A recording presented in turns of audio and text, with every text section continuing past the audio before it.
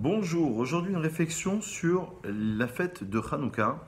Nous avons expliqué que la fête de Hanouka se déroule pendant la période du deuxième Beth Amikdash, du deuxième temple, en moins 168. Il y a une guerre qui a explosé entre l'armée gréco-syrienne et bien sûr Israël de l'époque. Donc encore une fois, nous sommes en pleine période du Beth Amikdash. Les Grecs, dans cette culture-là, avec tout ce que cela comporte, on va tout de suite en parler, la philosophie grecque, la culture, depuis Platon, Aristote, voulait absolument interdire à Israël la pratique de certaines mitzvot comme la circoncision, comme le fait de ne pas faire Rosh Chodesh, ce sont des périodes qui vont se répéter dans l'histoire comme vous le savez certainement, et aussi certaines pratiques religieuses comme l'étude de la Torah. Ils vont rentrer dans le temple, ils ne vont pas détruire le temple, ils vont le rendre impur.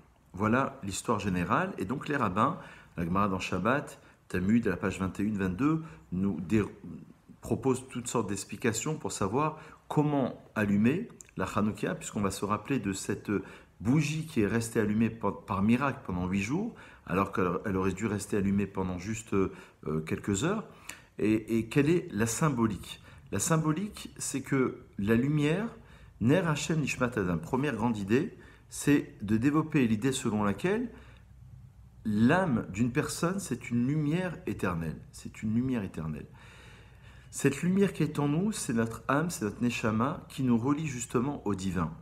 Cette relation au divin est une relation qui est extrêmement importante parce que les Grecs avaient, à travers la philosophie, comme je l'ai exposé, une idée concrète, on va dire, de la logique, de couper le lien. Il y a un grand Maharal de Prague dans Ner Mitzvah qui développe toutes ces idées. Et je vous conseille la traduction de Benjamin Gross, l'âme éternelle ou l'âme de la vie, qui traduit en grande partie les propos du Maharal et qui explique là-bas qu'il y avait une forme de coupure entre la raison, le côté rationnel et le côté irrationnel. La volonté grecque, c'était de penser le monde, la philosophie d'ailleurs, c'est penser le monde par l'homme. Et il est intéressant de constater essentiellement que la philosophie apparaît lorsque la prophétie disparaît.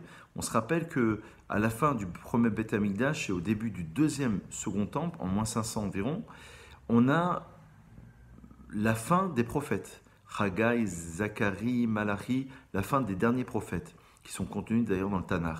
Et apparaissent tout d'un coup, en moins 400, moins 500, moins 300, Platon, Aristote, tous les grands philosophes qui vont penser l'homme par l'homme.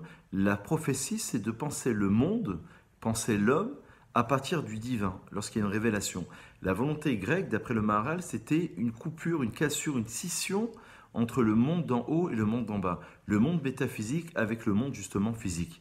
Dans le Midrash, l'exil grec, puisque c'est le troisième, Yavan, est appelé Chocher, l'obscurité. Et le véritable miracle de Hanouka est qu'à partir des ténèbres grecques, de la mort de la prophétie, naît une nouvelle lumière que nous célébrons lors de cette fête, celle de la Torah orale. La loi orale apparaît.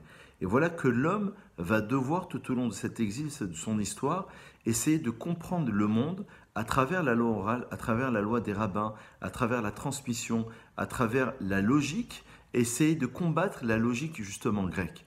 Voilà un des enseignements forts sur cette fête de Hanouka, en concluant la chose suivante, c'est que Hanouka signifie inauguration, et dans le Talmud, il y a une discussion dans Shabbat pour savoir, selon Hillel, on va allumer dans l'ordre décroissant, premier jour 8 bougies, 7, 6, 5, 4, 3, 2, 1, dernier jour, et selon Shammai, c'est l'inverse, premier jour 8 bougies.